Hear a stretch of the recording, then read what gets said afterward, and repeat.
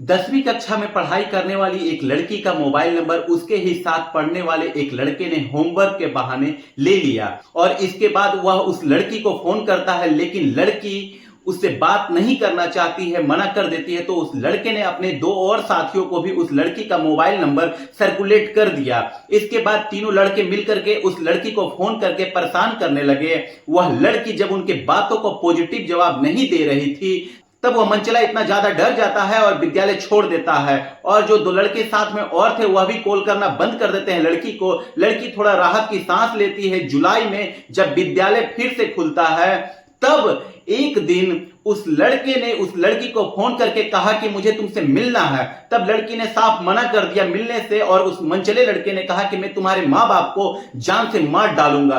तब लड़की डर जाती है और उसके बाद उसके बताए गए स्थान पर मिलने के लिए चली जाती है। लेकिन वहां पर जाने के बाद वह देखती है कि सिर्फ एक लड़का नहीं होता है, बल्कि 11 लड़के होते हैं और उन्हें देख करके लड़की बिल्कुल चौंक जाती है। लेकिन वह लोग उस लड़की के साथ ऐसी अमानवीय घटना को अंजाम देते हैं जिससे पूरी मानवता शर्मसार हो जाती है। वह लड़की पूरी तरह से शारीरिक और मानसिक रूप से टूट जाती है। आखिरकार कहां की ये घटना कैसी घटी, इस घटना के बारे में जानेंगे हम विस्तार से। आदाब, नमस्कार, सत श्री अकाल। मैं मनोज यादव, मेरा अभिवादन स्वीकार करें। आज की सच्ची घटना मैं आपको बताने जा रहा हूं। यह राजस्थान प्रदेश की जौनपुर जिले में जैसलमेर से बीकानेर की ओर जाने वाले नेशनल हाईवे पर स्थित फलोदी शहर के नगर कोतवाली क्षेत्र के अंतर्गत की घटना है। वैसे तो फलोदी शहर नमक उद्योग नगरी के नाम से जाना जाता है, लेकिन राजस्थान के गर्म स्थानों में से यह एक है। लेकिन यहां पर जो घटना घटी इसने पूरी मानवता को शर्मसार कर दिया। जोधपुर शहर में पिछले 3 सप्ताह में गैंगरेप की यह छठी घटना है। इसी नगर कोतवाली क्षेत्र की एक लड़की 10वीं कक्षा में पढ़ाई किया करती थी। एक दिन वह जब विद्यालय गई, लेकिन वहां का इंटरवल होता है, लेकिन उसमें उसके साथ पढ़ने वाले एक लड़के ने आकर के उससे कहा कि मुझे आपका मोबाइल नंबर चाहिए, कल मैं विद्यालय नहीं आ पाऊंगा, मुझे घर पर कुछ जरूरी काम है, तो मुझे मोबाइल नंबर दे दो। जो होमवर्क यहां पर बताया जाएगा वह मैं पूछूंगा तो आप मुझे बता देना, जिसे मैं पूरा कर सकूं, जिसे अगले दिन आने पर मुझे विद्यालय में दंडित ना किया जाए। तो उस लड़के पर भरोसा करके वह लड़की अपने घर का मोबाइल नंबर दे देती है। फिर नेक्स्ट डे फोन करके होमवर्क के बारे में जानकारी लेता है वह लड़का, तो लड़की बता देती है। लेकिन इसका बाद वह लड़का उस लड़की के पास बराबर फोन किया करता था बातचीत करने के लिए, लेकिन लड़की हमेशा इग्नोर ही करती रहती है, बातचीत फोन पर नहीं करना चाहती है। लेकिन जब वह लड़का अपना मंसूबे में सफल नहीं हो पा रहा था, तब वह एक दिन उस लड़की का मोबाइल नंबर अपने 2 और साथियों को सर्कुलेट कर देता है, यानी कि दे देता है। इसके बाद वह दोनों उस लड़की को फोन करके परेशान करने लगे। काफी टाइम ऐसे ही बीत गया। जब लड़की उनकी बात नहीं मानती है, उनकी बातों का पॉजिटिव जवाब नहीं दे रही थी, तब एक दिन उन तीनों लड़कों में से एक मंचले लड़के ने, जब शाम को छुट्टी हो रही थी, लड़की जब घर जा रही थी, तब उसका हाथ रास्ते में जबरदस्ती पकड़ लिया। तब उस लड़की ने गुस्से में कहा कि मैं टीचर से कल तुम्हारी शिकायत करूंगी। यह अप्रैल 2024 की बात है, हाथ पकड़ने की। और जुलाई से बात शुरू होती है उसके नंबर के लेन देन की, होमवर्क के बहाने में। वह लड़का बहुत डर जाता है और अगले दिन से विद्यालय आना बंद कर देता है। लड़की ने थोड़ा चैन की सांसें लिया। उसके बाद ग्रीष्मकालीन की छुट्टी हुई। जुलाई में नया सत्र फिर से आरंभ होता है। जब विद्यालय खुला तो 15 जुलाई 2024 की बात है। उस मंचले लड़के ने एक दिन फोन करके उस लड़की को कहा कि मुझे मिलना है तुमसे। तो लड़की ने साफ मना कर दिया मिलने से। फिर वह बोला कि मैं तुम्हारे मां बाप को जिंदा मार दूंगा जान से।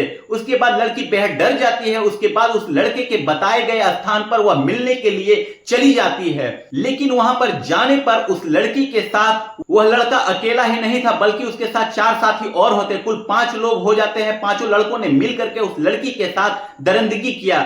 सिर्फ इतना ही नहीं, उसके साथ दरिंदगी करते हैं, बल्कि उसके साथ अंतरम पलों को अपने मोबाइल के फोन के कैमरे पर रिकॉर्ड कर लेते हैं। और इसके बाद हवस पूरी हो जाने के बाद उस लड़की को छोड़ देते हैं और जाते जाते उस लड़की से यह भी कहते हैं कि अगर तुमने इस घटना के बारे में अगर तुमने किसी से जिक्र किया है, अगर बताया, अपना मुंह खोला, तो यह जो वीडियो मेरे पास है वह हर सोशल मीडिया के प्लेटफॉर्म पर, चाहे व्हाट्सएप हो, चाहे फेसबुक हो, चाहे ट्विटर हो, चाहे इंस्टाग्राम हो, सब पर वायरल वायरल कर दूंगा और तुम कहीं मुंह दिखाने की काबिल नहीं रहोगी।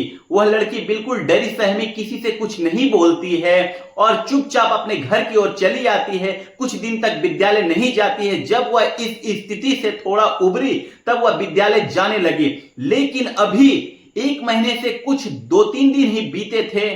19 अगस्त 2024 की बात है। उन लड़कों ने उस लड़की को मिलने के लिए बुलाया। लड़की बिल्कुल मना कर देती है। पिछली बार जो उसके साथ हैवानियत हुई थी उससे वह पूरी तरह से टूट जाती है, लेकिन ना चाहते हुए भी वे उन लड़कों की बातों को टाल नहीं सकती थी।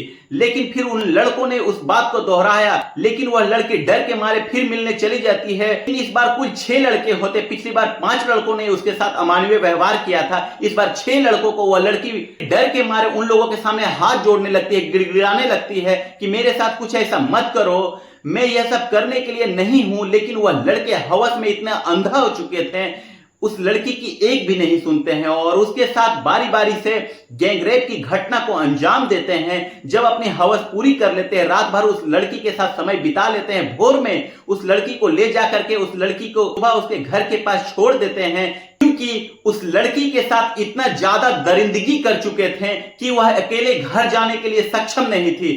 वह पूरी तरह से टूट चुकी होती। किसी तरह दर्द से कराहते हुए, लंगड़ाते हुए वह अपने घर के अंदर दाखिल होती है।